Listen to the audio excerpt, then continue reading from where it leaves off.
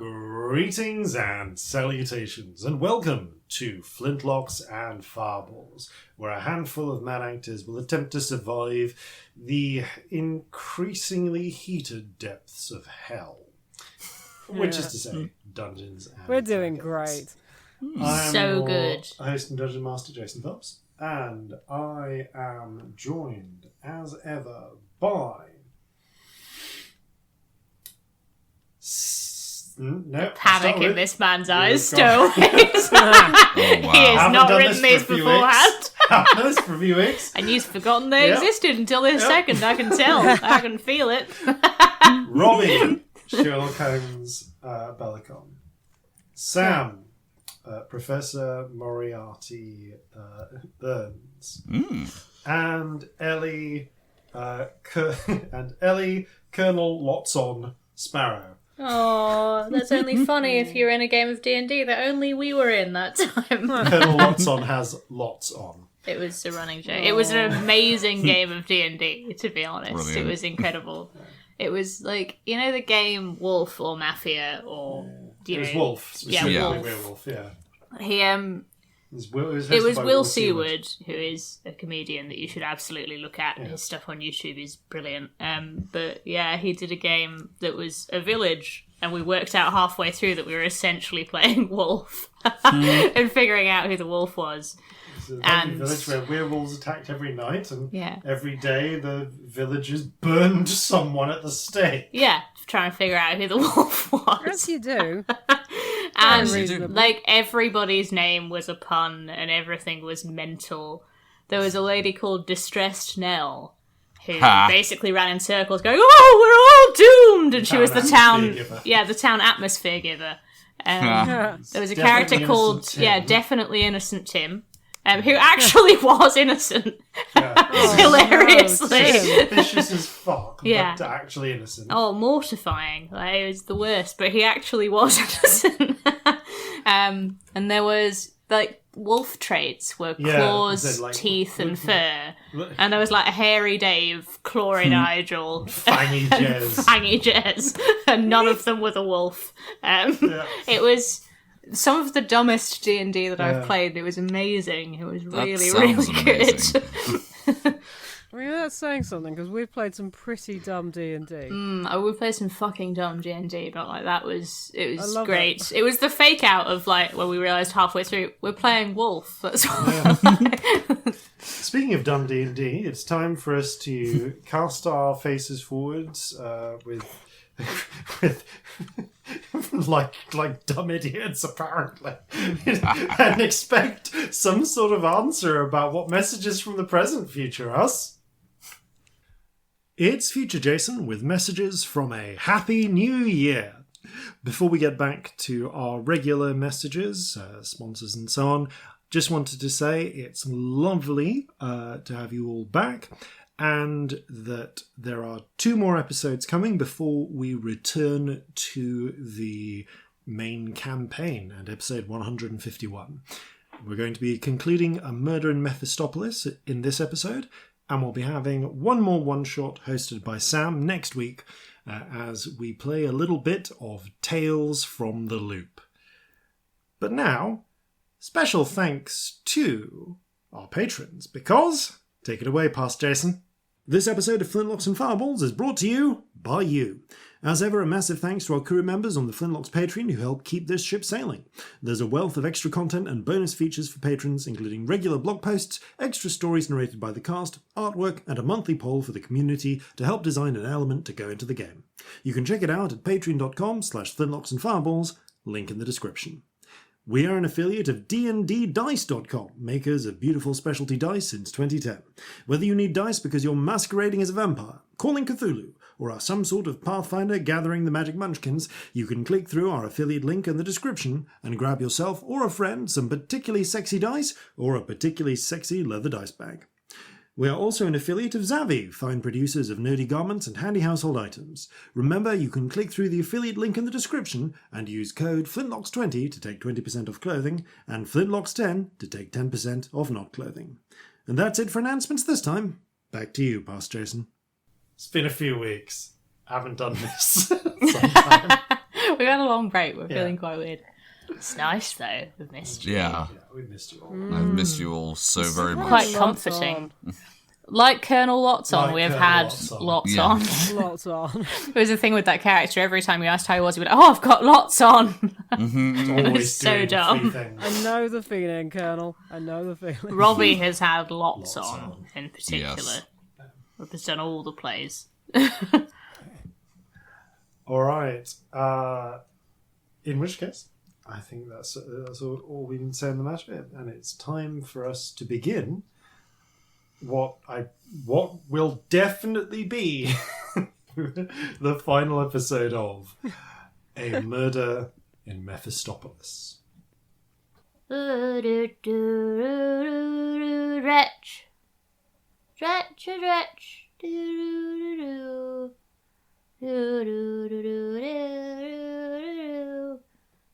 Dretches. Yes, dretch. So dretch, dretch with the big ears. Dretch, dretch, do beer. Do dretch, fear. Do dretch, oh dear. A fun thought before he does the serious announcements. Imagine Dretch doing the theme tune. Oh, this has to happen now. Can Dretch please do the theme tune? Maybe we should do that. That could be I was fun. just thinking from an editing point of put it view. out We'll in the see if universe now. we've had time. Yeah. No promises. To ask you, like, am I putting the theme tune on this one? It seems weird. Yeah. Previously, on A Murder in Mephistopolis, of the company MDF Investigations, consisting of Malius, Dretch, and Frug, and let us not forget that one hand puppet, Montgomery. Montgomery Demetrius Florian. Yes, Demetrius Florian. Please use his full name. He looks can't like a remember tiny it. version of Malius, right? Yeah, pretty much. Yeah. The collectively, the party MDF Investigations were hired to investigate the murder of Mercatz, Montserrat, of the Montserrat. Well, we don't know if he's actually related, but certainly Mercatz of the Montserrat, brutally murdered in the middle of the night in his office, and most importantly, murdered without proper paperwork. Ooh. Which is unusual, because it's quite easy to get the proper paperwork to murder someone in hell. The easiest way would be to declare a vendetta against them. Unfortunately, for the Montserrat and the Callisti, who have had a long-standing feud going back time immemorial, Duke Mephisto has placed a ban on their vendetta for a year and a day. And they're about 9 months into that ban, and thus far have held off on it. But this latest murder threatens to throw all of that into chaos. After a wild series of investigations, including visits to a paradisical garden, a nightclub, subterranean sandwiches, a couple of train rides, one of which a lunar bomb went off and they were attacked by werewolves, and another of which was prefaced by the train station being destroyed by a very bad rock. Possibly rock. not a rock. It was a bad rock. Magic rock. The party have now gathered all of the evidence they feel they're able to gather, including kidnapping one potential witness, Rake the succubus, and are now at the point where they are preparing to make their statement. So, having ferried Rake back to your offices in the stacks, the eternally reigning, cramped and crumbling rental district in the lower portions of Mephistopolis, close to in fact, on pretty much just rising about the ground level. Is there anything else you want to do? And it's okay if the answer is no. Before making your way to the ministry buildings and declaring that you are ready to present your findings, which you will be doing under the gaze of truth speakers. Oh no. Okay. How long is Rake likely to remain unconscious? Good question. Oh, give me a medicine check. Okay. Natural 1. Oh, for... Oh, Rake's already dead. They're dead. They're clearly dead. haven't the foggiest. You might have killed them. You're not sure. They might be out for days. They might wake up in a minute. Alright, I think to be on the safe side, we are gonna want to have someone who can speak to the dead with us for this. Dead? Oh, God. A Pope Rake. No. Not dead. Okay. Dead? Well, I mean, their chest's going up and down, but that could mean anything. Can I do a medicine check? You can, yes. At least this is going to go badly, but at least someone else will have tried. Please do. Okay, well, that is a non-natural one. Oh, fuck it, I'll do one too. Let's all it's a do fair one. point. Right, they could be My dead. medicine is -2. I'm gonna do one. Yeah. Oh my god, it's a 1. It's a natural 1. I love it so much. Surprisingly, none of you have really. This is just amazing. What a strong start, lads. That's really- at least 1 in 600 listeners. Work it out. We're interested. Yeah. I am interested. Starting as we mean to go. Well, none of you really been in this situation. Like, usually either you run away or they're definitely dead, like, and Dretch has started eating them, or, like, you know, maybe you killed them, but you know, it was time to flee the scene. You've never really had a maybe dead, maybe unconscious form in your offices before. This is a new experience. None of you have any idea. Dinner. All right, Dretch, alive or dead, this is still evidence. We can't eat it yet. Later? Maybe. Yes. After the trial. Maybe. So, maybe with a corpse, maybe with a witness, Maybe with dinner. maybe with I dinner. don't know. I rolled a 1. I've no fucking idea. I can't believe that mine was technically the best roll and it's a non-natural one. It's so good. Look, alive or dead, do we have some place we can leave them on ice for a while? And I don't necessarily mean refrigerated, I just mean stored safely. You have a cupboard. Can we tie them up? Probably Just a good in idea. case. Probably a good idea. Okay. String. You do have rope in your offices. Right. Like, you know, from that one date you had, from one of your dates with Rake. Oh. Not with Rake, with Rhodey. Hey, I mean, who doesn't go through a hooks phase? Come on. Huh? Never mind. Let's get them tied up. Just Usually, I would be rolling a sailoring check right now. Not with this character, I feel. Not really with this. I guess this is just kind of untrained dexterity. My Okay. dex is real bad, but I mean, I could try and help. Okay, I'll take any assistance I can get. Do you want to roll with advantage if I help? Is that allowed? Yeah. Yeah. Okay. Yeah. Because my dex is maybe I've -1, so I don't want to my roll. dex is 0. I don't think I can be helped. Okay, hold look, them with going the on assistance... I with hold the assistance- rope. Like, you Yeah. know when your nan is knitting and you, like, hold it? That's what's happening. Yeah. Yeah. Okay, that's a 17. Okay. Okay. You're pretty sure they are securely They're securely bound. I'm going to just roll for their current state. I mean, we have you'd better, because we're not going to know. That's a good question. Hopefully. Do you think, if you think you have time, you can? Lol. An hour. I'm not sure we How have long an before hour. we have to be giving our evidence? I mean, technically, you've got until morning. And it's like, you are on your third day. So you have until, I think you have until midnight. And it's the morning of the third day now. So. Okay, so we do actually have time. It's just that technically I'm a warlock. Yeah. I'd like some spells, please.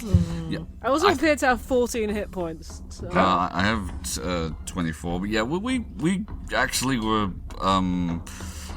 luckier than we deserved to be back there. I did weirdly well. I've actually still got temporary hit points from something. You take the opportunity to relax a little, get some sandwiches out of the fridge, make some space for the potentially make space for the for the maybe corpse. Where are we? Are we in our office? You're in right your now? office. Yeah, in our office. Dretch is nomming on a sandwich. Yeah. Okay. And like deep in thought. He just goes, sub clothes. Bag. Yes. Oh yeah, evidence. that's We a should good get that. idea. All right, we should Whatever. definitely look into that before we go and present our evidence. Meanwhile, what do we got here? And he pulls out the vials of essence that we were able to purloin. Can I spend some time examining these vials of essence that we've purloined? So Yeah, that you can. Yeah. You take some time during your short rest, and I will say that with the assistance of Dretch, Oh, and taste them. yeah, Yep. you are able to definitely identify which of the 6 vials you grabbed has the same essence as Mercatz. The essence in the other 5 vials, I guess you could, both of you can independently make your choice of, you'll get different information, Arcana, Perception, or maybe Survival. Perception. Arcana, perception. All right, yeah, it's got to be Arcana. 10. They're all pretty... Dice is going in the bin today. They're all Goodbye. quite 5. Okay, well, they are all quite intense tastes of similar sort of potency to Mercatz's. But they're all clearly from different devils, presumably. They could be demons. It's kind of hard to tell them apart by taste. Probably no angels in there. None of them taste like. Roll for odds. Oh, okay, no. There is one that tastes a bit like the sprites that you chewed on, but like if you concentrated that taste about 200 times. Malius, you get nothing. Like these, like you're able to identify which one is Mercatz's, but you cannot further figure out what the source of these other essences were, Could beyond they- that they were probably demons. You said that they were potent. Yeah. Could they all be archdevils? Mercatz wasn't an archdevil, but he was a very highly ranked devil. So he is kind of, if you think like the rank below archdevils. Yeah, do any of them taste like ones I've had before? Apart from Mercatz's, no. Hmm. But yeah, these taste like the same sort of intensity as say a rakshasa. Is there any law that exists that prohibits the storing of essence in this way? No, but unless you've got some good answers about where it came from, it's Evidence that you may have been doing something that is illegal. Yeah, like possessing. It's sort of the equivalent of, let's say you've got let's say you've got some rhino horns on, next to your jacuzzi. there's not necessarily proof that those that you got those from illegal game poachers. But unless you've got the certificates to prove, that they were that they were from a legitimate source, it's a little suspicious. Kind of sus. Yeah. Okay. Cool. Okay. Good to know. Like those could all be from. Those could all be from demons, and possibly one fairy, that died of natural causes, or were or in some perfectly legal endeavour. But I would like to, with great subtlety, dip my never-ending ginger biscuit in the one that tastes like the nice fairy juice I had before. Like dipping a biscuit in your tea. Yep. And eat some of it. Cool. Right, roll me a D100. The fairy juice was delicious, so nom nom nom. 54. Cool. Well, you feel a little flicker pass down you, through you, as you nom on a little bit of this, and you look down at your big, kind of like meaty hands, and you feel like, I'm trying to think about this V. Yeah, they look a little different, a little bit woody, actually, and kind of like the fingers are like a little bit flatter than they were, a little bit, or in fact, a little bit chunkier. Like you could put them together and they'd be like almost like a big old, like one half of a big old like crab claw, and your thumbs match, kind of matching. If a crab claw was made out of wood.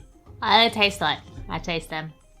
I mean, they taste like your hands, but with an oaky an oaky undertone. Bernie. Nice. Yeah, so you've nom on a bit of Archfey essence, and you've got wood claw. Your hands are a little bit woody, a little bit claw-like, a little bit crab claw-like now. Note that down as a permanent change. Oh wow. Wood crab hands. Yep, doesn't affect your stats because you didn't consume a lot of it, but yeah, it's like you've still got fingers, but they are like shifted. That you get the feeling like if you have more of this stuff, they might just permanently form into wood crab claws. I lick them a lot. So, hey, did you always have those? Yeah. I'm just licking them. Like, that's totally normal. Or maybe you should lay off that for a while. It's I mean, don't get me wrong. They're a nice addition, but there could be some more unpleasant side effects. Wood.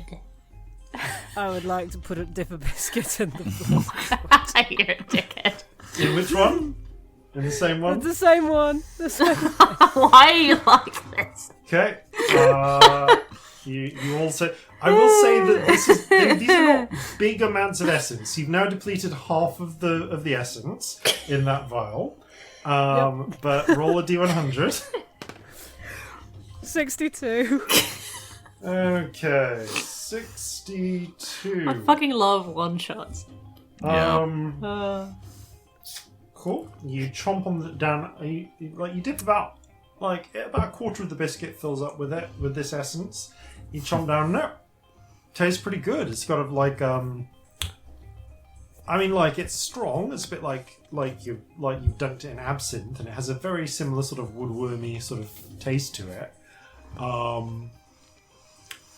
You go to pop the rest of the biscuit in your mouth, and you can't seem to release your fingers from the biscuit.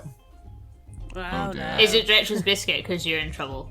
You only have one biscuit as far as that you've mentioned. I would like you to didn't snap say you got the any... biscuit. Take the bit that doesn't stick because it's my never-ending biscuit and I want it back.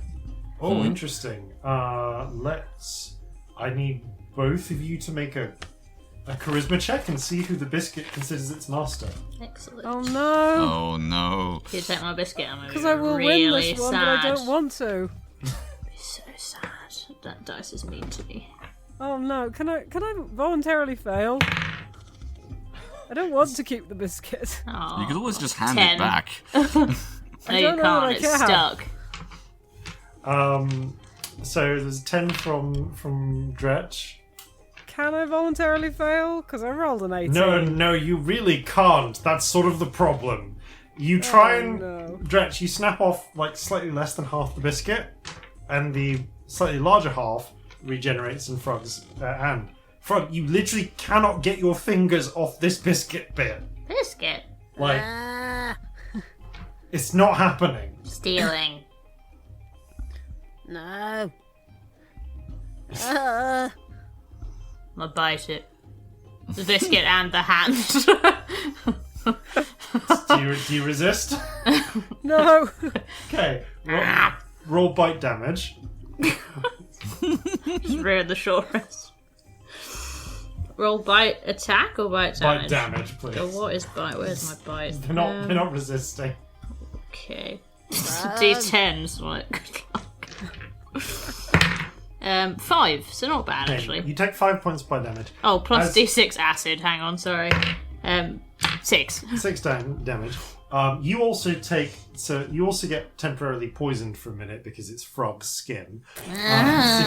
But using your thick and meaty tongue, you kind of like bite down and then sort of lick the most of the biscuit There's away. a phrase. Thick And you get- meaty tongue. I'm Yeah. writing that down. And you get most of the biscuit that way.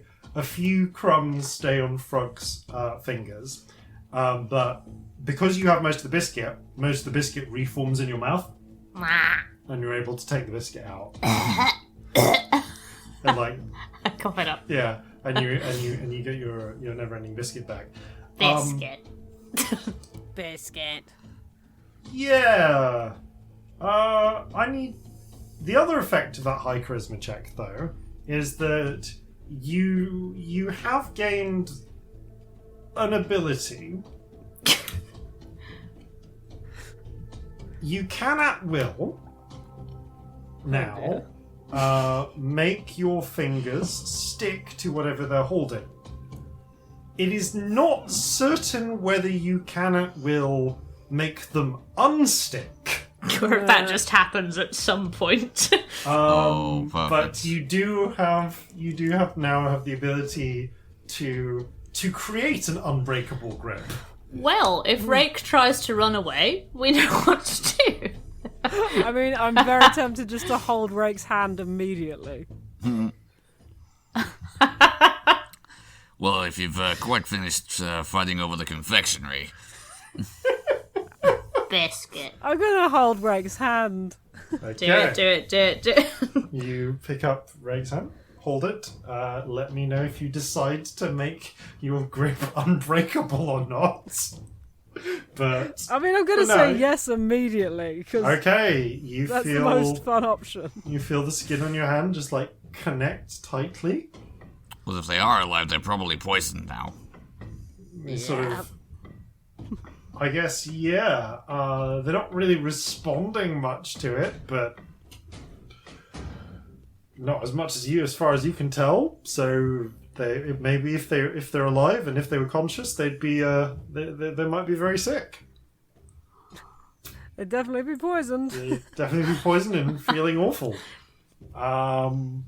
But they're not responding. At some point, they would fail their save. Yep, they are Amount not. of time I'm holding on. They have not yet responded. So.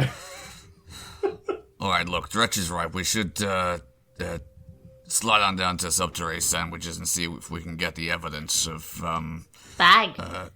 yeah, that there's evidence in there that Jabalette and Mercatz were going to run away together. Dance friends. Yeah, if we can get hold of that, then it can corroborate our story. Okay. In which case, in the interest of time, you walk your way. The three of you walk down to Subterrane's Sandwiches. Once again, into these gloomy, sort of forgotten spaces beneath the railway arches. Far above. We did get a long rest, right? You got a short rest. A short rest, even. Yeah. I can roll some hit dice because I've only got. Woohoo! Yeah, in fact, I will too. So yeah, at this point, it's probably Just in case. 11 in the morning. Although it's actually close to 12 by the time you make your way to the Sandwiches. So I'm going to say it's approaching 2 hours since you knocked Ray unconscious. Maybe. Or maybe killed her. You don't know. Varies. So you make your way down to Subterranean Sandwiches, and once again are greeted by the sort of green aproned Laras at the front. Can I take your order? Actually, we're wondering if we could speak to the guys out back. Front, back. They gesture and continue serving the line of customers. You make your way to the false manager's office. And yeah, do you want to knock, barge in? Nah. Let's go straight in. Okay, Yeah. you just open the door, and you see Kato there is in the rangy cat demon with mismatched eyes, is in the process of organising something. He spins round. Hey! Oh! What's it do? Sorry, what the fuck are you coming into here for? Bag. What? We got another potential lead. Don't worry. This will only take a moment. You can't just... Look, time's kind of the essence here, so the short answer is we need you to show bloody us hell. the... He looks down. You, of course, have been presumably dragging the bound and unconscious form of a high-profile succubus with you. He just about notices this. Look, the contents of that bag could be the linchpin in the case we're working on. Do you still have it? Bag. You're in luck. I was just about to make the last delivery. You are. Oh, he's looking at he looks at the unconscious form with the snake, with the sort of snake eating its tail tattoo. Like, you are. Are you quite sure you want to piss off the Wargil like that? I mean, I guess it's happened now, but what's Soup. Late. Right. Okay. And what? Sorry, but what do I get out of you making off with some of the merchandise? Changeable. No tell. No tell, changeable. Yeah, you get our absolute assurance that none of the rest of the operation here is going to feature in any way in our report to any of our superiors. Changeable, bad books. All Bad right. Shh. Yeesh. Fuck you very much. Look, just take. Points to the bag. Just take the damn bags and go. Not a word, yeah. Absolutely. Right. Quiet. You always were a decent person at heart, Kato. I always said that. No, you didn't. And don't go spreading that anywhere. Me? Right. Just gather get up the bag he points to the and, unconscious body. He's like, and just get out the fuck out of my establishment. Goodbye. Going. Bye. You pick up the duffel bag, kind of give it a quick check. It is indeed filled with bipedal two-armed ladies' clothes that indeed you now recognise very much match the aesthetic and dimensions of Jabalat Callisto. I lick one. Okay. Does it taste like her? She tastes like silver water. Yeah, it does actually. It does actually taste match your essence and taste. Silver water taste. It's faint. These have definitely been laundered, but it is there. Nah. Because I'm paranoid, can I do an investigation check to see if anything is missing from the last time we looked at it? Okay, yes, you can. Okay. You see, Eye for detail. Cato is like anxiously watching you, Okay, that's a 24. rubbing his paws. Yeah. Okay, 24. You definitely do notice that the books, the hidden sort of shelf of Palo books, has been moved a bit. Huh. It's like What's behind there? something. These look like they're still like forbidden Bibles, but they have been moved. These are new ones, not quite the same as last time. Okay, so like some more have come in, some of them have gone out. Maybe the he's same hidden number. something. But something has changed there. What's he thinking? I think that I mean, Cato is pretty easy to read. Let's see how, because he's a bit rattled. Let's see how long it takes him to realise. Okay, you hear him thinking, "Oh fuck, they're not here. Oh, I don't know what happened." He's rehearsing lines. No, Lady Margie. I don't think I saw them today at all. That's a mystery to me. Shipments all went out on time. Nothing here. He is bricking himself. Oh. Based on the fact, you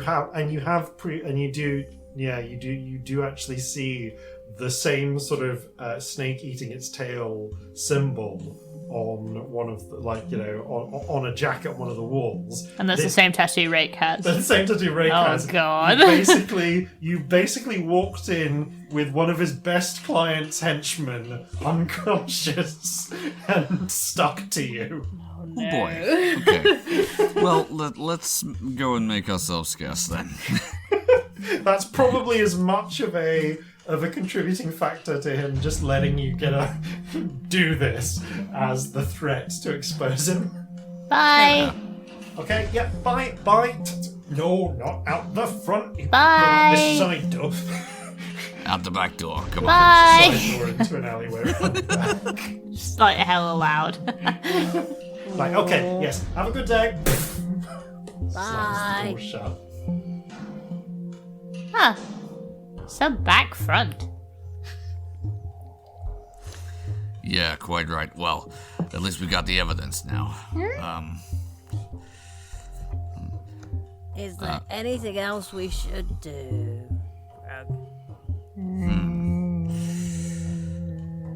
Well, I think for now the main thing we got to ensure is that Rick's employers and the rest of the family don't catch up with us before we have a chance to deliver all this evidence. Click. Yeah, keep a low profile. Says Frug's sentient lantern loudly. Oh no! I won't give you guys a shot in the dark. Ah. I'll drop you in a barrel of water, you. Dinner. Yeah. Like, yeah, you choke on me. I buys it. I mean, yeah, sure, make an attack roll to see if you can pierce its armor. I mean, its armor is Fighting the mostly sentient lantern. Yeah. That is a 22. What damage? I mean, does the lantern take acid damage? No. Okay. Oh, the damage is not good for. Okay, you crack the lantern's glass, some blood, some ominous black blood, or maybe oil leaks out of it in a couple places. Ah! Oh! Yeesh! What's your problem? You? Test. I regret not having a tongue to stick out at you. I will cast mending on the lantern. The cracks sort of crack in reverse. Yeah. At least someone appreciates some light. All right, Dr. we should keep a low profile. So let's head back. Quiet. Okay. Quiet. So, are you heading back to your studio? Or are you going to your studio? To your studio apartment? Or are we going to the Or court? are you going to the court? Do we go straight to court? I Is think there we gotta anything else go we need to before do? anyone escapes. If you've got everything Yeah. you're happy with? Yeah, if we can go directly to the court, then yeah. I mean, getting directly to the court is interesting because the quick way to the court would be to get the train. Do we Otherwise- have like a spare coat or something to put on Rake? Can we disguise her as our drunk friend? Can we please do Can we that? I will please say do that? it is You know relatively that play back with in the dead the body? and- office. Oh, we yeah, do- Weekend at Bernie's. We're going to Yeah. Weekend at Bernie's. So, okay. It is easy, and I'm going to say that Malius, you have an overcoat as well as a suit on, so Yeah. you take off your overcoat, put Yep. over. I need a deception check, please. I'm going to say this probably has disadvantage to begin with. Can I roll it? Yeah, you can take Because the I'm lead the one on this. attached to. Yeah, Yeah, 'cause you're makes attached sense. to them. And yeah, I'll if you hide wanna- them with my ears. Is that disadvantage, you say? Yeah. Okay. I that mean, is- technically, Dretch is helping. That was my Okay, way of I'll helping. Assistant. I'll re-roll that then. So 'cause this that is was a rolled two at straight once, so- check. Just a straight roll. That's a natural 20. What? Seriously? For a 26. Love it. You I'm good at one thing. as you're stumbling along, you take Malius's coat, put it over. I think currently she's a she. Put it over Rake's shoulders. It's not really doing a good job, but as you pass, you notice a pair of black spectacles that have like sunglasses that have fallen off at some point into the gutter. Pick those up, put those on her face. Then, as you're passing by, you just casually snatch from one of the passers-by as you're making your way through the streets. You casually pick up a hat, pull it low of her head. And by the time you get to the train station, there's another accoutrement. She is just looking like a very overdressed devil Brilliant. who's leaning on you a little bit for support and whom you're very close to based on the fact that you're like unrelentingly holding her hand no Dretch matter just what. occasionally says, drinking! Well, Just like every in a minute or two. This is like the infernal equivalent of that, like, joke shop Groucho Marx. yeah. joke. Yeah. Yeah, you're not really sure where Dretch found a false moustache to add to this disguise. Maybe they just had But one, they you don't did. know. Yeah, maybe. Seems likely. Maybe they were looking for a rock. Yeah, you don't know. Now that you look carefully, this is a curiously rocky moustache. But amongst the panoply of other shapes and sizes that you see amongst the demonic populations waiting at the train station, you blend in well enough. Oh, drinking. Oh. Yeah, this one started early today. There's a huge sort of rock demon next to you. Lucky for some. Well, I know it. We've got a huge. They pick up like a paper bag, bite into a sandwich inside it. Did you say they were a rock demon? Yeah. I want to lick them. Rock! Just like lick their. Fucking love rocks, man. I mean, roll. What do I have you roll for this? Rocks D6. Yeah, sure. I'm gonna roll for the rock, man. That's For the amazing. taste. Yeah. No, is rock. Tastes like schist. Rock. Yeah. I say it like a compliment to him. Rock. and leans down. Sticks out his tongue. I want to lick the tongue. Yeah, as you do so, he like licks you. It's like being licked by actual sandpaper. Dretch. Friend. You hear the don't. Very happy to have been licked by a person. As demonic Thomas the Tank Engine pulls in. I hate it, I hate it, I hate it. And you're all sort of shoved in by some big...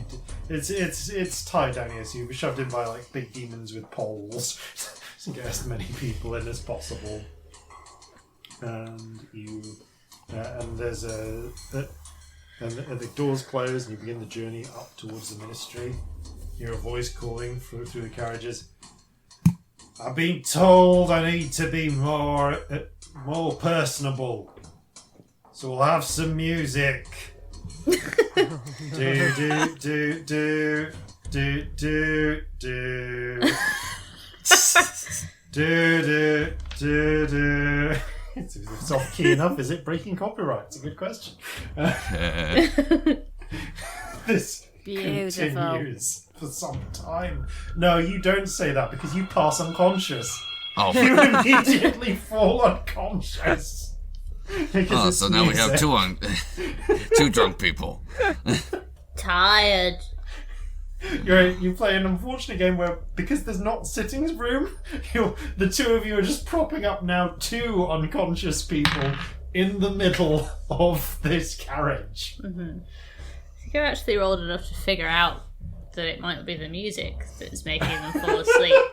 Oh, excellent. So I would like to stuff their ears with what I have, which is rocks and bugs. Okay. I would like to put one rock in their ear, one bug in the other roll ear. for one rock, please. Yeah. I have very big ears. Yep. So let's for a do rock. the rock first. Is rock. Okay, you take a Lucky. piece of quartz and shove it in one ear, and a D4 for the bug. Is bad bug. You take a scorpion, shove it into their other ear. Bug. The scorpion proceeds to sting you. Are you immune or resistant to poison damage?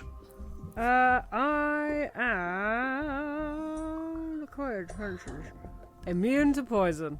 Okay, well, in which case the repeated stinging doesn't actually do you any damage. But the music in your ears, tuneless as it is occluded enough for you to regain consciousness. And now you've got a rock shoved into one of your ears and a scorpion proceeding to just aggressively try and sting its way out of your ear canal. Out of your demonic ear canal. Hello.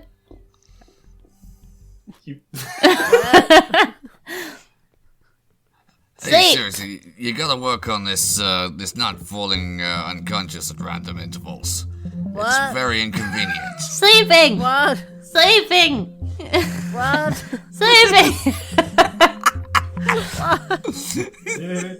Sleeping. Next stop, ministry. What? Sleeping. And No, thus no. passes the train. Dretch, use the inside voice.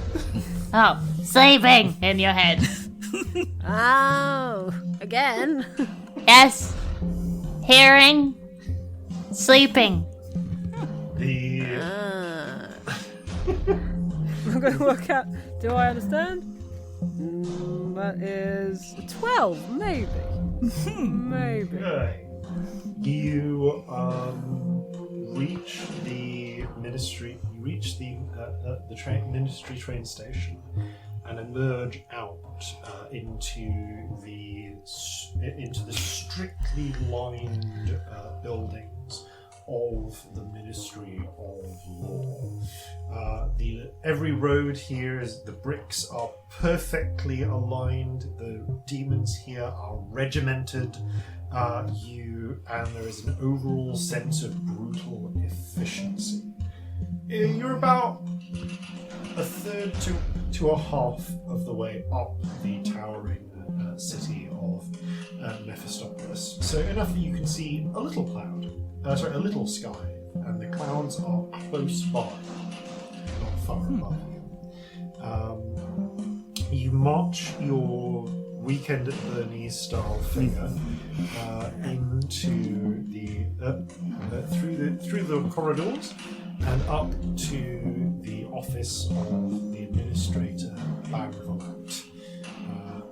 After a brief knock, you are met by the wizened imp that you saw originally, with it crouched over, wrinkled, curl, wearing the same with an emblem, with the same curled horns through a ring that mark the Mephisti, and of course with his literal bottle cap glasses that are just opaque.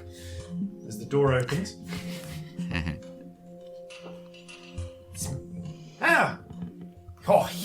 You're here, are you? Well. Here? Certainly seems to be, yeah. He starts, as you say here first, he goes, I hope you've managed to find some leads on those lunar Wait. Oh, it's not the Dretches. Dretch? Ah. Right, the murder case. MDF Investigations at your service. It smells like you've brought someone else with you. Yes, a key witness, I think you'll agree. I see. Well, are you ready to to present your case? Case. Yes. Yes, we are. So be it. He snaps his fingers and, with a heavy sort of clanking, two truth speakers, apparently empty suits of armor with glowing interiors, arrive. He gestures to the Weekend of Bernie type figure. Take that one into custody. They're a witness. They go to take. Oh dear. I bitched the biscuit off your hand, and bits of it are still there. Not ready. Rake away from you, and then as they pull, your hand sort of pulls after them. Oh no. You need to relinquish the prisoner. Can I try? Sure, how do you want to try? I'm going to concentrate really hard. Okay, give me another charisma check, please. Oh. Charisma, I think I've got a +3, so that's a 5. You squint really hard. There is a toilet around the hallway if you need it. It's not coming off. Wow, so have I got anything I can try and use? What have I Does got? this look like it's chemically bonded, or is it magic? I mean, it's probably magic of some sort. Make an Arcana check. Okay. That's an 8. Seems like the skin on skin contact is pretty bound. I hit it with my normal stick to try and break them apart. Okay. Do you resist? No. It does not activate. The normal stick does not indeed activate. Oh no, you already found out what the normal stick does. Oh yeah, we already did the normal stick. So I need you to. Oh god, you found out what the normal stick does. What did the normal stick do? I can't It's remember. a Wand of Wonders roll. I think it's a D100. God. I'm sorry, I'm making your life hell today, aren't I? Heh. That is a 90. Okay. I mean, that might work. Roll a D4, please. 3. Okay, 3 it is. So 30 jagged pieces of citrine. Yeah, you keep rolling this one. Fire out of the end of the normal stick, slashing into your hand. Roll a d20 for me, please. Frog. A d20? Yep. 11?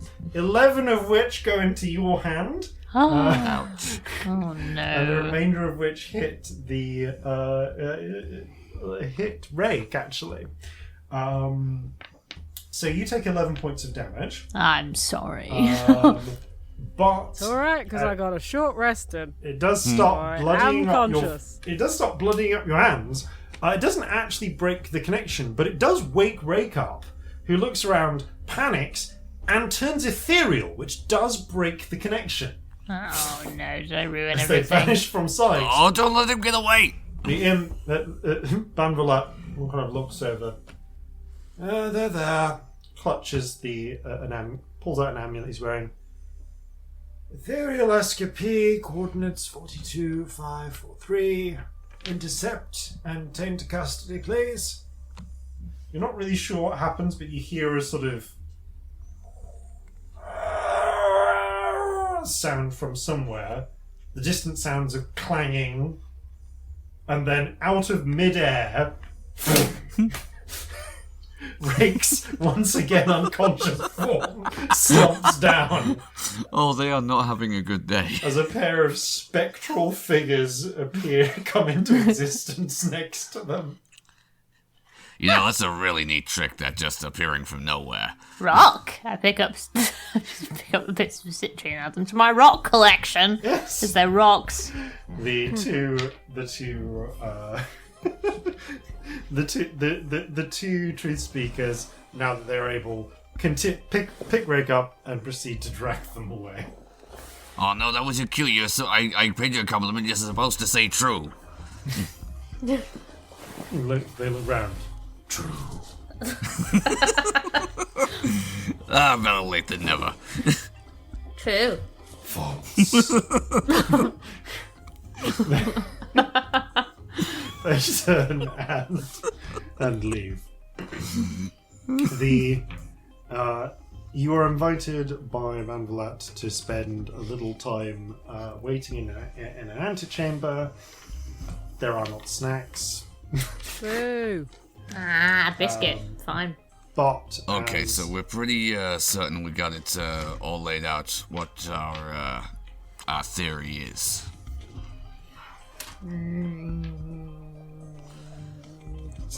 Tab. Yeah, okay, I was not in a nutshell. privy to this theory during the pre-chat that you had, so it's all going to be news to me. Okay. Oh dear. Tab. Bad shiny. Okay. Yeah. After a little bit of time, another short rest, basically. Yes. You Roll are some more hit dice. summoned by one of the truth speakers. Come. And led down a hallway to one of the courtrooms. You pass a number of smaller courtrooms along the way, but this one is at the end of the hall and up a fair few flights of steps as well.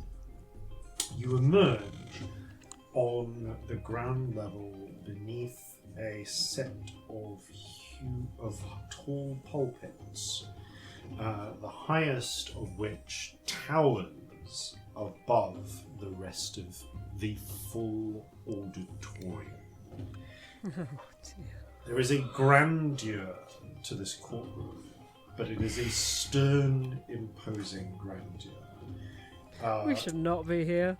The golden touches are less glorious and more strange. It's strange to believe. It's strange to imagine gold being austere, but somehow it manages it in this place. Flames in sort of brazier-like bowls burn around the edges of the room, giving the place a properly infernal look. And you can see that the pews are filled with various demons who've come to watch. You immediately recognize some of them. Some you know from their symbol, from the sigils they wear. Others you have met in person. The majority on one side are members of the Montserrat. Rougher-looking demons, many still wearing their overalls and work gear from their work in foundries, tending to be more thick-set with literally tougher skin, built more for rough and tumble, fighting and heavy labour. You do see the four-armed, bronze-skinned figure of Romatz Montserrat amongst them, staring not down initially, but across with more than a little ire at the opposite ranks. And behind him and to the left is the huge form of Lord Montserrat, wearing the same crest as the others, as the rest of the house, that of a black mountain. And seeing Lord Montserrat, you can see why. He looks mountain-like, a huge figure, easily 30 feet tall, and with a strangely mountain-like proportions. A surprisingly small head at the top of a body that grows sort of pear-shaped down and outwards, with a thick and overbearing gut, and yet still muscled arms, 6 of them going downwards from the top. But also, and wearing nicer, but still business-like variants of the same workers' overalls as the rest of the Montserrat clan. On the other side, you see the suit and dress wearing forms of the Callisti, thinner, more rangy demons, devils putting on airs, many of them with jewelry of different types being worn, flaunting their wealth. The inhabitants of the exchange, stockbrokers, lawyers, all of their ilk. And up near the top, you do see a couple more familiar faces. Jabalet Callisto, the silver-skinned lawyer devil. Her brother, Tabal Callisto, sharply dressed with the head of a golden bear and is pronounced silvery tongue. And behind them, Lady Callisto of the Callisti, whose form is legitimately that of a gigantic silver bear with golden horns, who is sipping from a cup of coffee from a tiny cup and staring daggers at the Montserrat. The huge pulpit at the far end, the judge's chair, is currently empty, but it is built for someone of even greater size. There are a few more figures observing in the distance, some looking here more willingly than others. And that does indeed include a serpentine, currently feminine figure that you recognize as being the form of Owagi, the owner of the sticks, and Rake's boss, curled around, sipping from a wine glass. Janet's there too, the Marilith. Gives a little wave. As do give a big wave. Mirth and Snark, who are lounging nearby in observation. But as you step forward, there is a crack of thunder, and no flash of smoke, but just there, in a way he wasn't before, is a 30-foot tall humanoid figure. Quite human in appearance.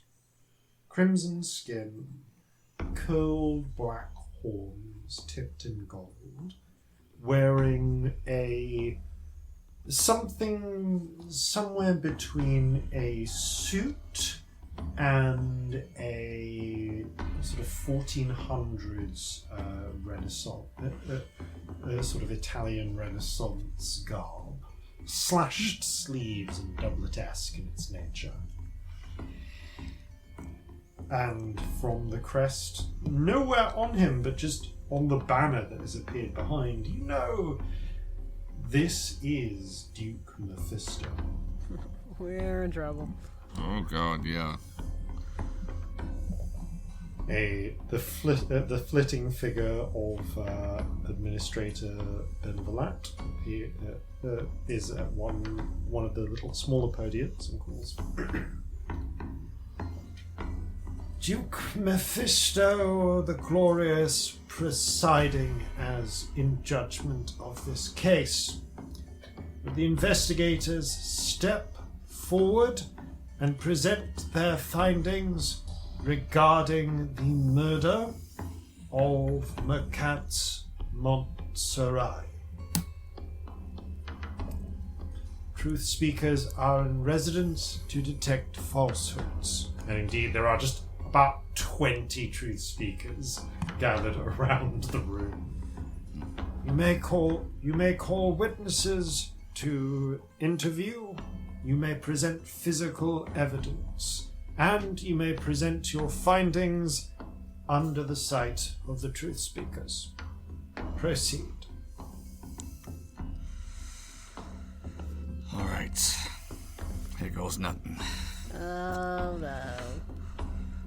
Oh no, no. Okay.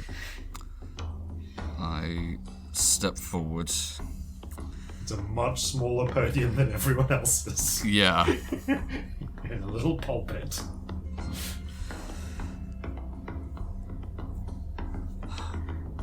I'd like to first call to the witness stand, Rake.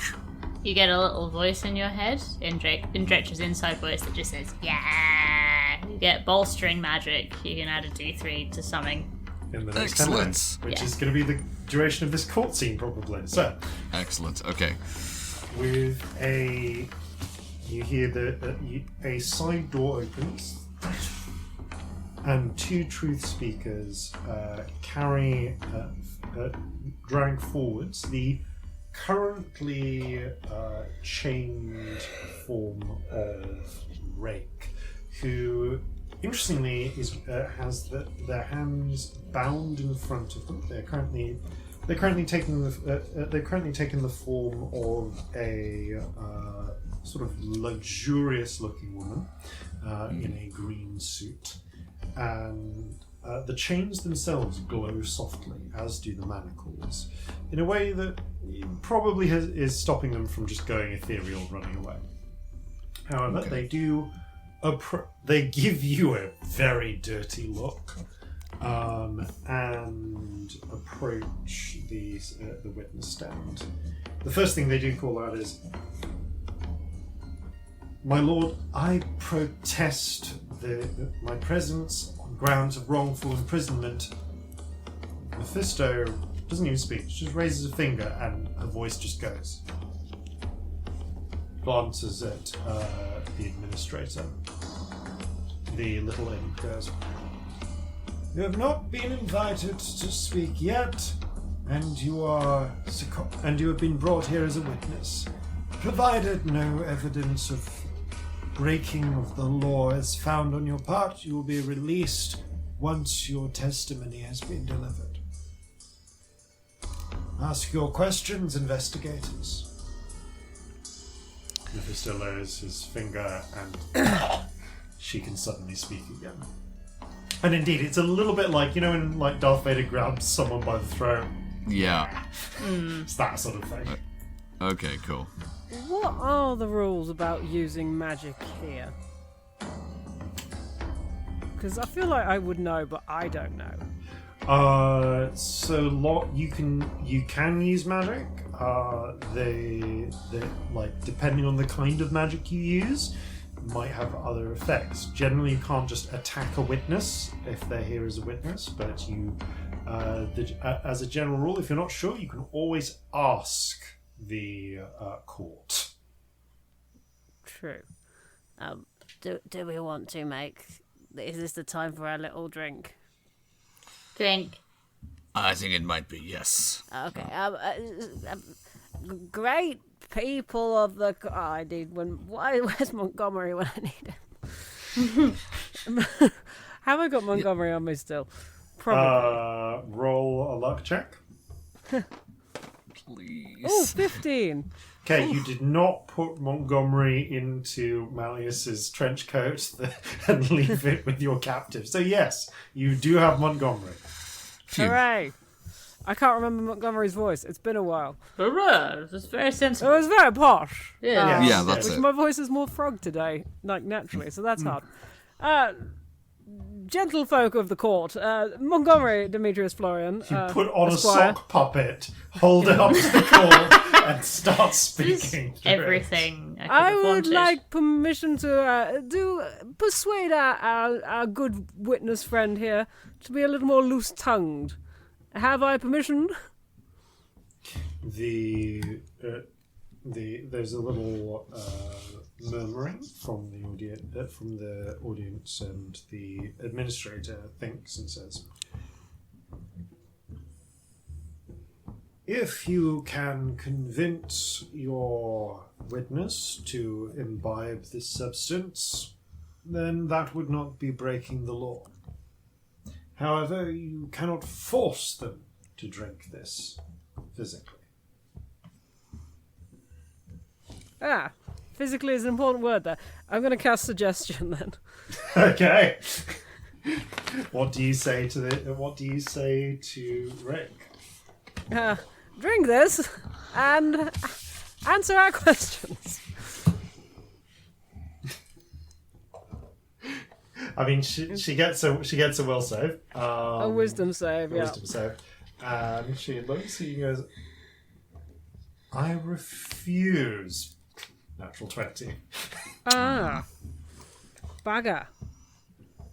Do I have anything to force people to re-roll things? I don't. That's other things. Yeah, unless you want to make her a better offer.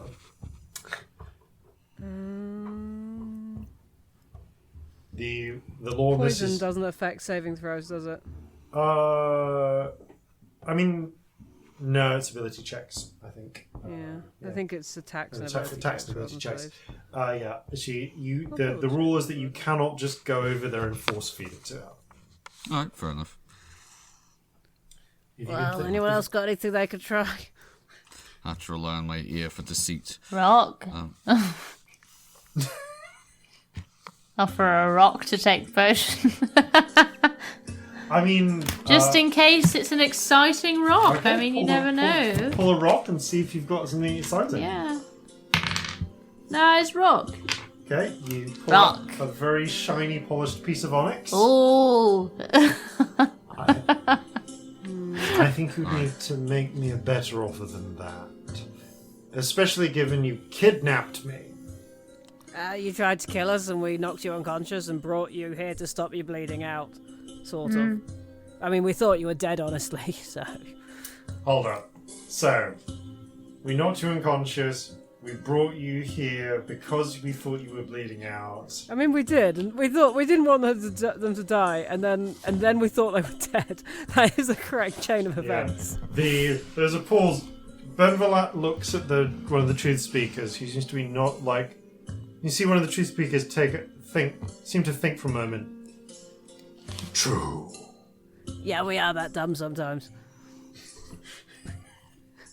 You see Mirth the succubus, sort of bite her fist, trying not to giggle out loud. While Rake just gives you such a flat look. Do I have to answer their questions? That you do. I mean, are we going to try? Do we have anything to bribe with or threaten with, or shall I just try that spell again? I can make a case, but I'm not sure if it's going to be particularly convincing. But we don't really have anything to lose at this point. Malius will say, "Now look, I think we can both agree that after the last 24 hours, you could potentially be in a lot of trouble here. We've got some very unpleasant evidence. If you play nice with us, we can make certain assurances as to your safety and well-being. However, if you don't cooperate, we can't guarantee anything. And you've seen who's in here. You know what's at stake." Soup. Okay, this could go either way. So, would you say that you are more trying to convince her to look out for her best self-interest, or you are highlighting the threat of the situation? I think it's more persuasion than intimidation, but it honestly doesn't make a difference. I've got the same stat in both. Okay. Then, I still want to know the angle, so you said persuasion. Okay, the angle is look out for yourself, preserve your own skin. Okay, roll persuasion check. Cool, have bolstering magic if you need it. Yes, I may. Okay, I'm going to use the bolstering magic. And it will make a difference, but yeah. It might. Okay, so that's a 13. She thinks for a moment, leans in, quite close to make this case, and he murmurs back. I need more specific assurances than that. What? I want nothing that will...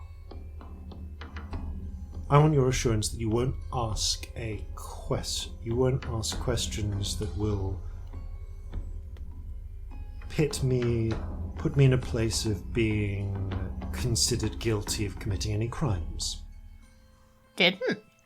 You're not the one who's on trial here. So do I have your assurance?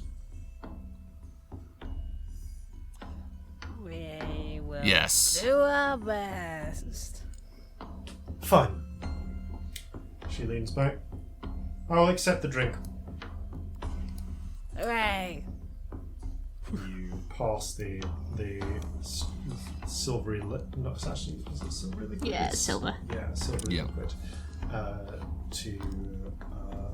And it's actually this one I think isn't even silver. I think this one is like a mix of silver and black, which kind of reminiscent. Very reminiscent of the black of Duke Mephisto's horns. Uncorks the bottle and drinks it. She shudders a little. Okay, you have 10 questions Okay. in which she cannot lie even by omission. Oh, we should have planned this first. Yeah. Okay. I didn't know it was going to be 10 questions specifically. I mean, okay. it was a minute, so I'm being very Yeah. generous by That's- This saying is 10 generous. questions. Yeah, this is We generous. should have planned this, even slightly. Okay. So, What do we need to know from her? out of character. What do we need from her? Well, we need to establish that there was a pre-existing relationship between Jabalat and Ramatz, and that this was the motivation for Tabal killing Mercatz. Yeah. Wait. So again, what was the relationship? I'm losing track of characters. Ramatz and Jabalat were seeing each other. They were planning to run away. We have evidence for that. But we need to not bring that up too much in court, don't we? Otherwise we upset her. Didn't we make a deal there? No, I don't think so. You said that It was only something that would embarrass the family, and they're not breaking any of the rules, as far as I'm aware. That sounds like it's embarrassing the family. We also don't have... Yeah, we don't have any other evidence. I mean, whether you want to break that agreement with Javala is up to you. I mean, the main thing we need to establish is: did they kill? Did what's his name? Silvertongue kill the cats? Yeah, I mean, we need to ask that. But also, That's like a if good we question weren't to planning start on breaking that agreement, why do we have a case full of clothes? Yeah. You Like, as a genuine question, like, what is the point of getting that I'm not evidence? sure. I'm just saying it because I remembered. It's like, how do we get around that? What are our options there? Yeah. That is up to you. If you break What are the that agreement, consequences of breaking that? earning Jabalat's wrath, Oh dear. Yeah. potentially. Whatever that may be. Well, if we don't prove our case, we're soup dead, anyway. But you are so, yes, you will be soup in the next 10 minutes if you don't. as far as Dretch If you is don't concerned, convince someone, it's soup time. Let's tell them You're going to everything. be soup in 10 minutes. You might be soup in 3 days if you piss Javala off, but hey, that puts you ahead We of can the deal 10-minute with that, curve. you know? Yeah. Okay.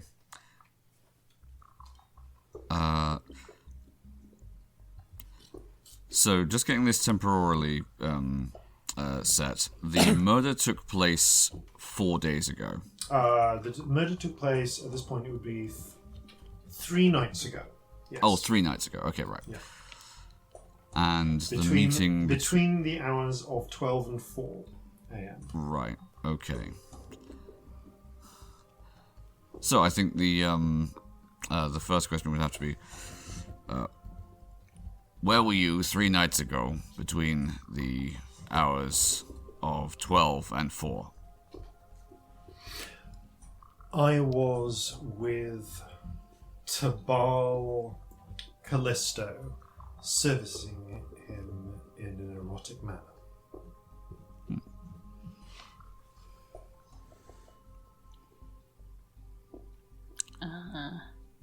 All right, I that's don't know one what down. else to ask.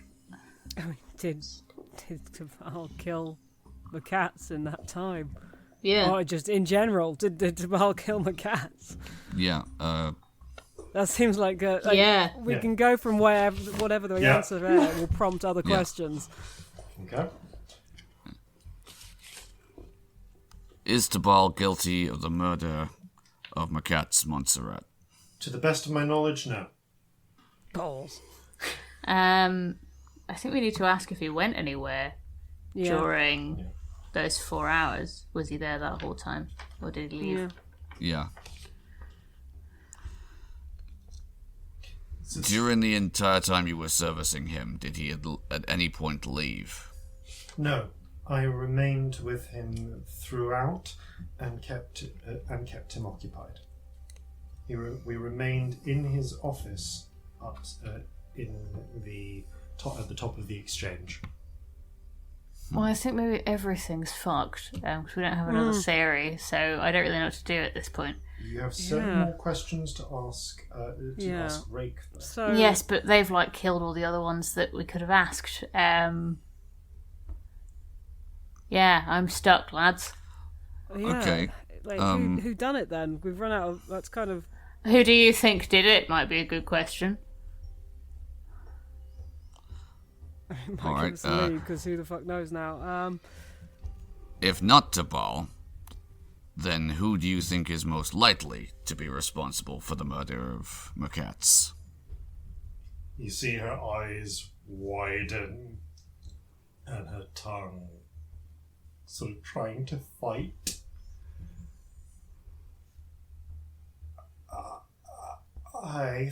think it is most likely to be Owagi of the Owagil. And at this point, you hear a sound as they are saying it. Something fires from one of the amphitheaters up above, and a thin green ray strikes Rake and disintegrates her. Ah, shit.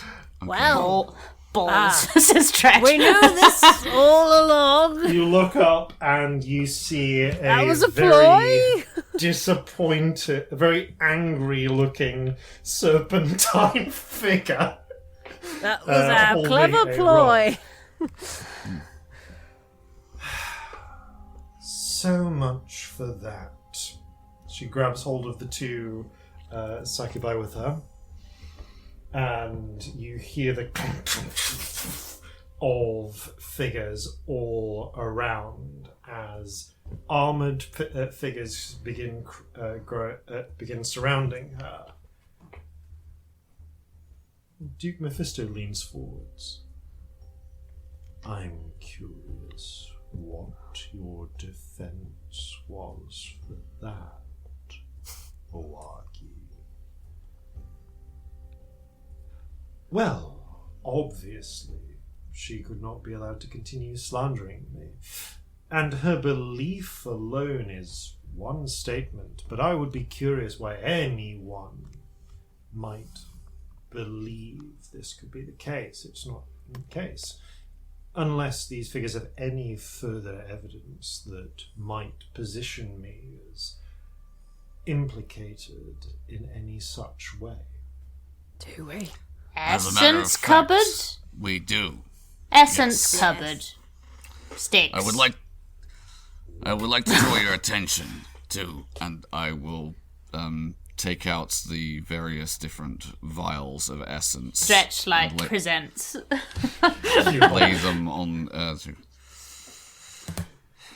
These, you see Owagi's eyes narrow.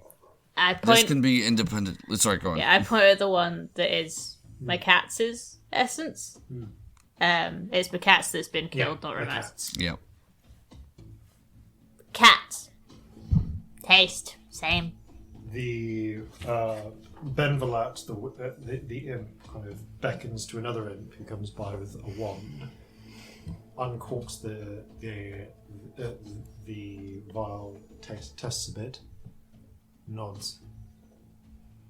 Yeah, I can confirm this does indeed match the essence of the rakshasa called Mercatz that we have on file. Where did you obtain this? Sticks cupboard. It was a cupboard, right? Yeah, it was a cupboard. Yeah. A cupboard in the sticks, not a cupboard in which sticks are stored. Sticks? Many eyes. We'll get you a turn stick back cupboard.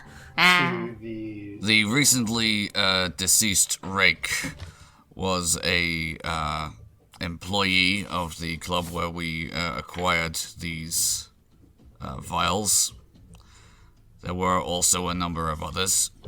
We did not have time to examine all of them. However, this one here, independently now confirmed to contain the essence, or at least part of the essence of the Rakshasa Mercatz.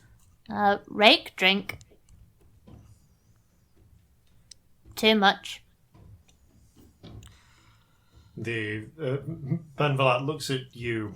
Contract. I'm meaning that there was the whole thing where she took too much essence, and there was an agreement to keep it quiet. Indeed. So Benvalat looks at you and goes, "Do you have any other Do you have another witness you might wish to call?" I put a hand up. Janet. Yes. Summon the Marilith Janet. The Janet kind of raises. Damn it. Slithers. I'm so proud of you. As a set of golden stairs just sort of manifest out from the pulpit from the audience bit where Awagi's and her two companions are currently surrounded by guards. Janet slithers down with more than a bit of wild amusement in her bored eyes. Given what's just happened, could we have some anti-disintegration countermeasures, please? The Prince of Hell, Mephisto, lazily gestures with one hand. There's no obvious effect, but something's happened. Okay. All right, I'm cool with that. So Janet goes, well, this is certainly exciting. Ask your questions. Rake door. Oh, yes. If I understand you correctly, you're asking, did I provide a gateway for Rake? Yes, I did. Sick. Yes. Rake was, to the best of my knowledge, subjected to an extraction of essence as a punishment for drinking too deeply during her session with the Callisto heir there. I believe she kept a little bit of his essence behind. And of course, kept him quite busy. Not that that's the sort of...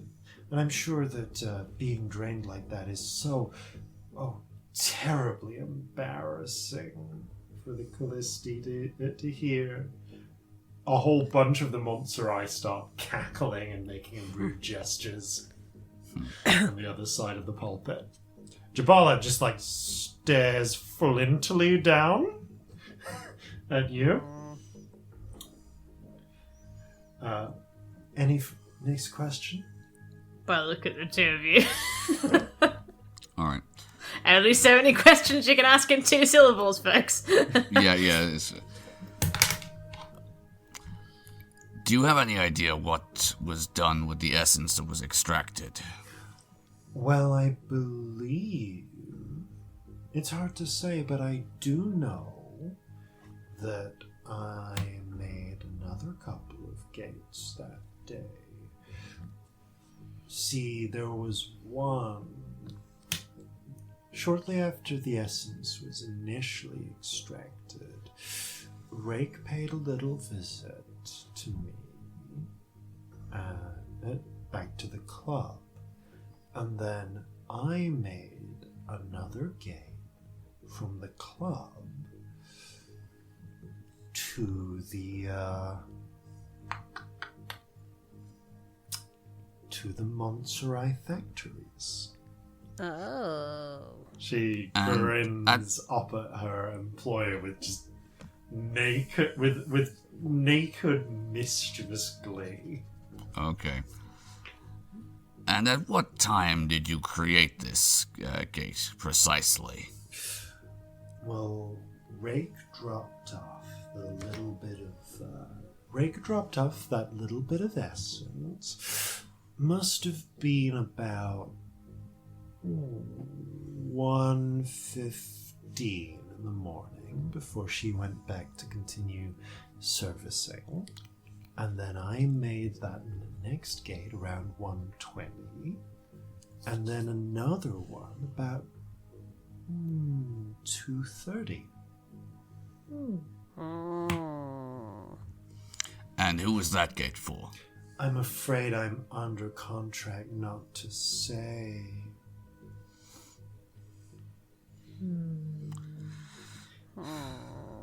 Maybe they should have ensured in the contract that I didn't specify opening the gates at all. Whoops. I see. Yeah, people need to pay you better, really, don't they? Sea cats? Oh, I didn't see Mercatz that night. But It certainly would have been easy to get to him. The gate was just outside the Montserrat foundries. Of course, anyone who went in there would have to have gone straight past all of Montserrat's truth speakers. So it'd have to be someone well known to them, at least apparently. Did you see anyone who looked like Mercatz that night? Why, yes, I did. Was it actually Mercatz? Or did it just look like it? I can say that I saw someone who looked like Mercatz that night. Unfortunately, I'm not at liberty to discuss the identity of my clients. Not even who they're not? I think that's a good question. To the best of my knowledge, the true romance did not travel through any of my gates that night. That is good enough. Opinion. Ooh. I'm asking, like, can she say her opinion? Like, she doesn't have to say who it was, but, like, does she have an opinion on who it was? I think my opinion would, if stated, would probably breach some contracts that I'm under.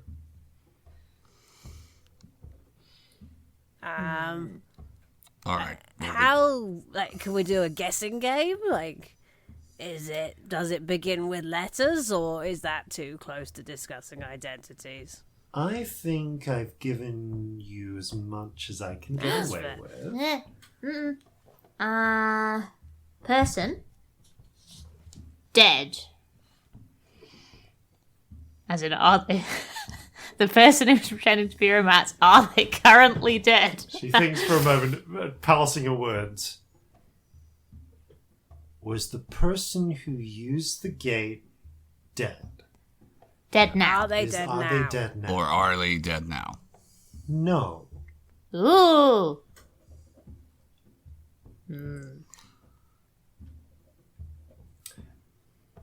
All right. Go on, sorry. Unless there is... Now, do you have any more questions for me, or am I free to go? I look at the other two. I have no idea. I have no further questions an out at of this character time, question. Yeah. Is there any reason it's worth discussing what she saw between Mercatz and Mercatz? Like the argument and all that stuff? I can't think of any, but like... Not immediately. Not right now. We can always get her back up, can't we, if we need to? Yeah. Like that is allowed. You can ask to... Cool. If that becomes relevant, we can get her back, that's fine. Yeah. Well, all right, no further questions at this time. Lovely. She takes one of the keys at her belt, slides it into the air, twists it, and a doorway appears, leading back out to the Elysian Gardens that you saw before. She slides it open, leaves the door open, and slithers through. Bye! Bye. Then the lad looks back to you.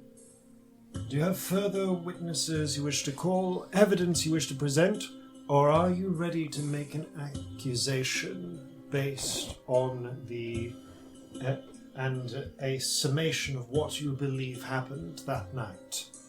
I have a further witness to call. Alright, which witness do you wish to call? I call the demon Mercatz. Oh. Ooh. With a heavy creaking, Mercatz, the four-armed, golden, bronze-skinned figure of Mercatz stands up and makes his way down to one of the witness stands. Alright, ask your questions. Alright, first and foremost, you have claimed previously that on the night that Mercatz was killed, you were working in the foundry at the time, and is this still your statement? That is correct. All of those things are true. Glance the truth speaker. True. Is he an archdevil? Because they can fool the truth speakers, can't they? Only certain archdevils are known to be able to. It's pretty rare even within archdevil levels. Okay, cool. Ramatz appears, as far to the best of your knowledge, is on a par with Mercatz. So like Tabal can, but maybe nobody else, yeah. Tabal is one of the very few you know who can. It's the distinctive silver tongues, usually a clue. But, and you have a number of your subordinates who can corroborate this claim. Plenty, yes. Well, we'll call those if it becomes necessary, but given that Mercatz was killed, who, in your opinion, had the largest amount to gain by his death? Oh, in my opinion, it'd be that those bastard Callisti would have the most to gain. Even if it caused a war between both families, that seems like they'd get in a lot of trouble. Is there not a third party who maybe would gain? You think? Scratches the back of his head. I mean, well, when you put it like that, as much as I hate that bastard Tabal, you have just proved he has a solid alibi. I don't know who'd stand to gain. We're the two biggest powers in town. Say something happened his honor accepting. Who would step in? I don't know. Any up-and-coming new clan? Someone well-positioned? Especially if they had access to armaments other than the ones that we provide? Weapons stored anywhere, that sort of thing? Who would stand to gain if both families fought themselves to a standstill, their power diminished? Like I said, any third party, any weaker clan who was in a position of strength. Especially, not that we could fight.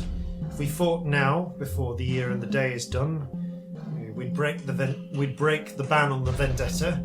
And the Duke would have to side with one of us, with whichever one of us didn't, to wipe out the other.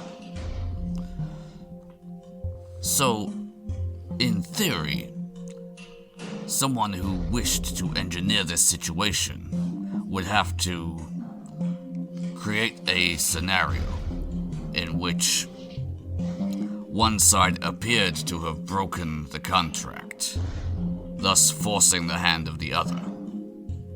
I mean, yeah, I guess that'd be the case. Yeah, someone well placed who knew everything that was going on, but you'd need to be able to get. I don't know. Yeah, something like that would work. Okay. Someone with the resources to fool various different guards against lies and deception. Someone who had, for example, the means by which to change their appearance. Someone who is as you say, a third party who would stand to gain by the vacuum one of your families would create if it were absent. Yeah, that'd do it. You see that the Duke he's still not speaking much, has leaned forward with interest. Do you know of anyone who has this level of resources? Like I said, there's a number of minor clans, the Foxhaven, the Alanoy, the Owagi, the Tabula Farsa. That's a name that's come up a couple of times. Oh! What a coincidence. Oh! A voice from the podium. Are you ready to make your accusation?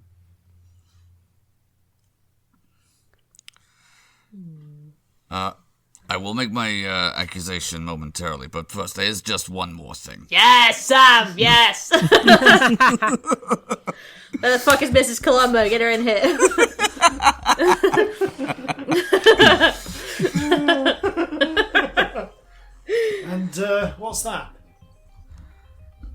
given that the evidence we have suggests that whoever it was who murdered Mercatz did so whilst posing as you, do you think that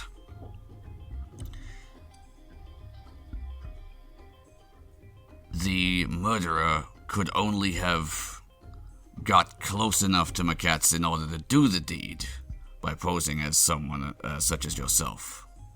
Yeah, I'd say that I was probably the person that Mercatz trusted most in the world. We'd stuck by each other time and time again. So, whoever did that would have to know that that was the relationship between the two of you. Yeah, someone who'd seen us together, who knew that In a club, perhaps. Yes. Sticks. Yeah, we'd gone there once or twice for glances briefly up at the Callisteum and down for our own business. Jib. Gives you a slightly pleading look with his eyes. And the Styx is a club owned by the Owagi. Ah, that's correct. You see, Owagi, at this point, Owagi is now leaning back. There's murder in her eyes, but she's smiling and gently thumbing at a book in her hands. Any further questions for me? Before I have a mind to get up there and start ripping out some throats. No further questions. However, I don't know if there are further questions. All right. I would advise you to, like an imp of the urinal, watch your step. There might be further questions. So, I think, I'm saying this out of character because I can't say it all as Dretch. Yeah. You flash some images. I do. I've flashed some thoughts. Imagine it's in Dretch. I'm not saying this out to the whole court, so I'm not worrying about figuring it out too much. But basically, I reckon that Giblet, or whatever her name is, Giblet, yeah, her and Matt was dancing at the Styx Club. Yep. And it was in the Owagi's interest to keep these two clans at war because it makes them weaker. Yeah. Well, one of them would be wiped out entirely if the war starts before the thing. Yeah, exactly.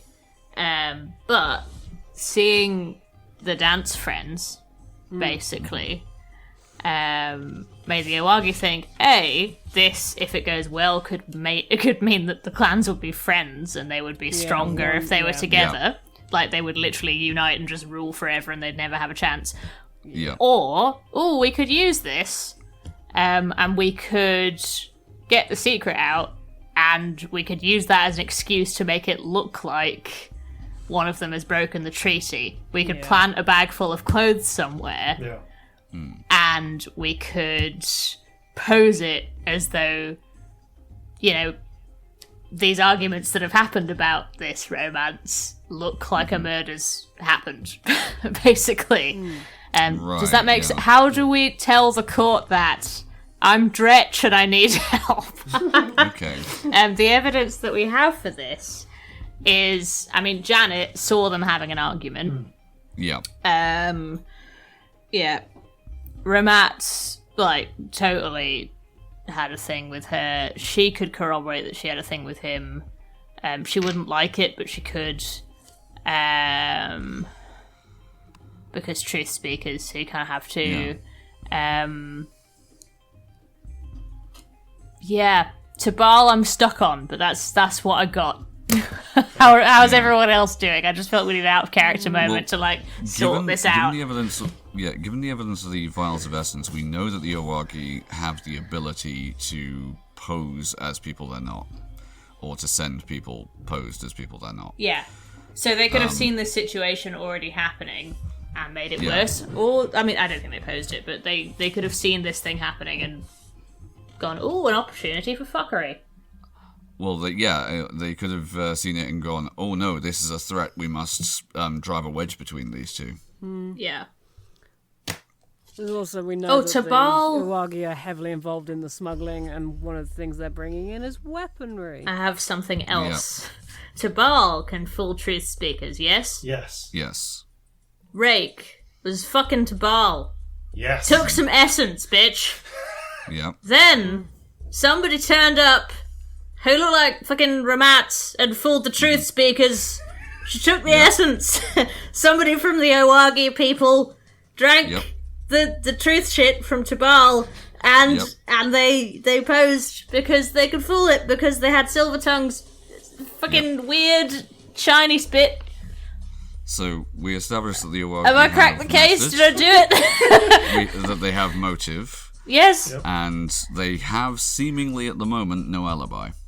Yes. We also now need to make all this happen, and I'm playing Dretch, and we need to make there be evidence in the court, and I don't know how to do it. If you want to present this as your case, present this as your case. Okay. Malius and Frug. Okay. I will try, but I needed to say it as me for it to be no, there. absolutely, you're quite right. So, Malius will, after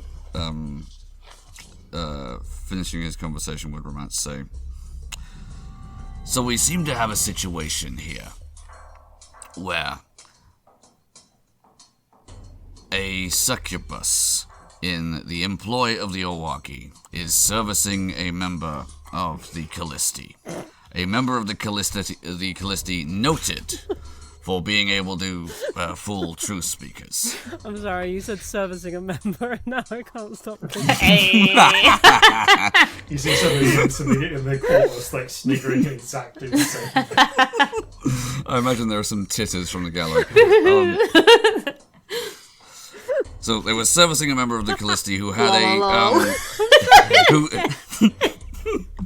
who is noted for having the ability to fool truth speakers. Tabal! We have already what? Tabal. Yes. Yes. Dretch is helping. We have already gathered evidence that suggests that the Iwagi have access to a number of different vials of essence from a number of various different peoples, including, but not limited to, members of the Montserrat. We also know that on the night in question,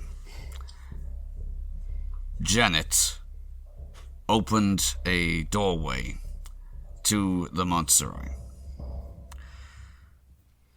We know that whoever used that doorway resembled Ramatz here, but could not have been Ramatz because Ramatz was, and we have corroborated this, at that time in the foundry.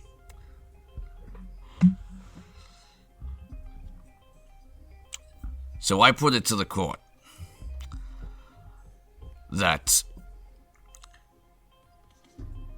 the Iwagi, having used their employee to acquire the essence of a being that could fool truth-based magic, use their position to drive a wedge between the Montserrat and the Callisti for their own personal gain, after finding out that the Montserrat and the Callisti were, at the very least, both very invested in not breaking the non-violence pact between the two of them.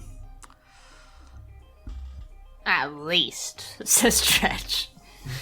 Well, look. I'm trying to be very careful that I don't necessarily implicate Jabal unless I have to. Yeah, like we should if this isn't enough. Yeah. Because we're gonna be super fucking. You can actually see both Jabala and Ramatz are like fingers clutched on the boards, watching.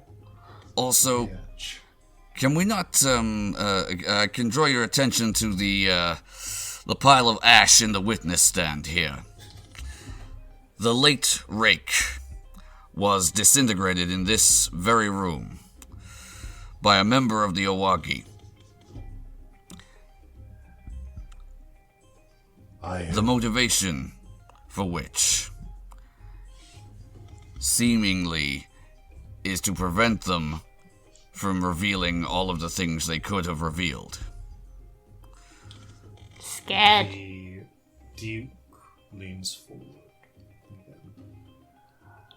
Actually, no, Duke's led forward. Now he leans back. Very well.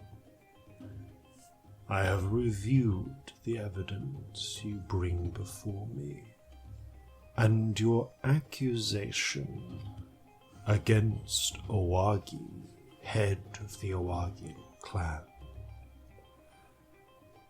And I find it sufficient. Tell me, Owagi, how do you plead? Owagi, thumbing the book, running it between her fingers, which, interestingly, you notice the faint glint of Palor's symbol on it. Grins. Oh, quite guilty at this point. Don't think there's much point hiding it.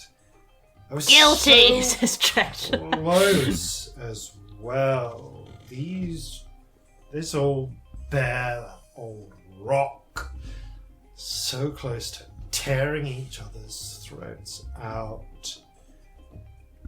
You seem confident, but few powers can prevent my grip from closing around you. True. But there is one power you cannot fight so easily. It's not mine.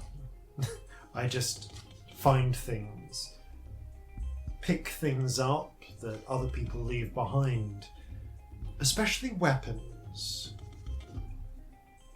She holds up the book. Oh no. You think Palor will stop me? Oh no. But have you heard the word of the demon queen, Queen Loletta? She hurls the book into the center of the court, and you see a brilliant lunar orb spill out. All three of you roll dex saves, please. Oh god. I was going to say, can I thaumaturgy it closed? I mean, you can roll a dex save to try and do that, but... I think Hey. probably just as well. What did you get? I got a 1. A 1. Oh no. That's just an 8. 8. God Yeah, damn mine's it. a 6. Okay. Wait, hang on. I've Yeah. got the alert feat. Oh, you've got the alert feat. Okay. Can't be surprised whilst I'm conscious, and I Get and other advantage creatures on don't these. get advantage from Roll again. attack rolls. Really hope at least one of you gets higher than a 6. Come on. Oh, hang on, I get advantage on dex. Oh, you do for the same Yeah, thing. danger So, sense. yes. Yeah. Okay, that's much better. That's a 21. Ah, that's not bad either. That's I mean, it's not as good as yours, but it's a 13. Okay, so the it's pair of you passable. managed to dive behind furniture in time to avoid being struck by the by the rays of moonlight. It's Frug. You catch some on an arm, which starts growing hairy. Sure, I've got 2 others. As you feel lancing pain. Other members of the court are hit by the lunar magic. As you see, with howls throughout them, werewolves begin bursting into existence.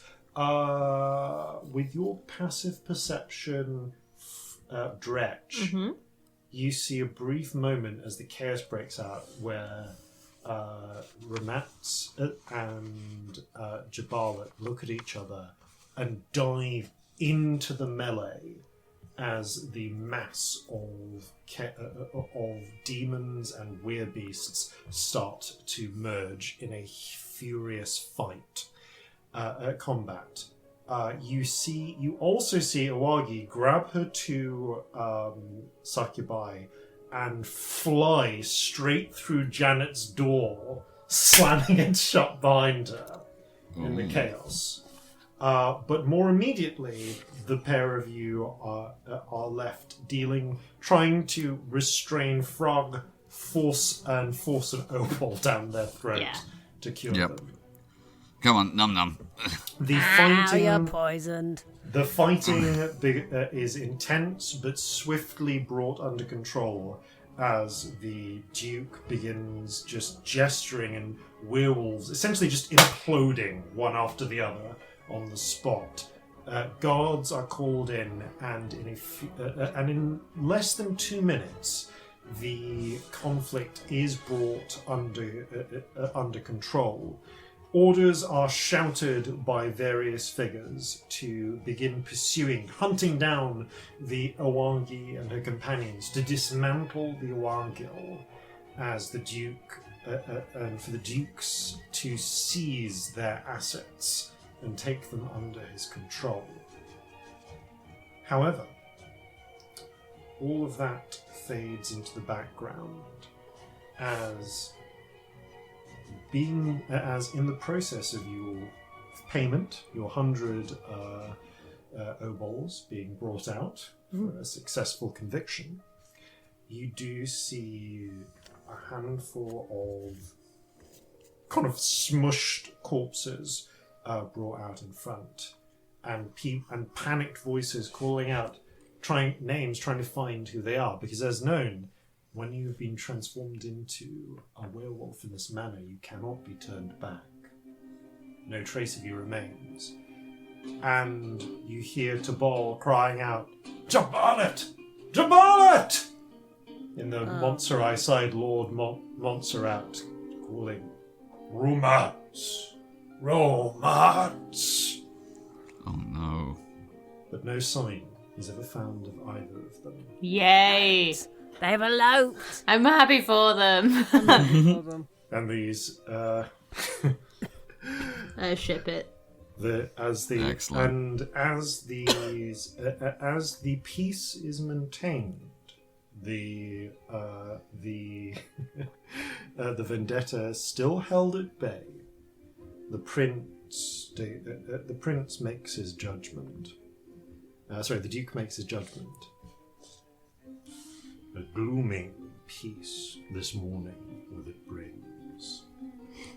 The fire pillar for sorrow will not show its flame.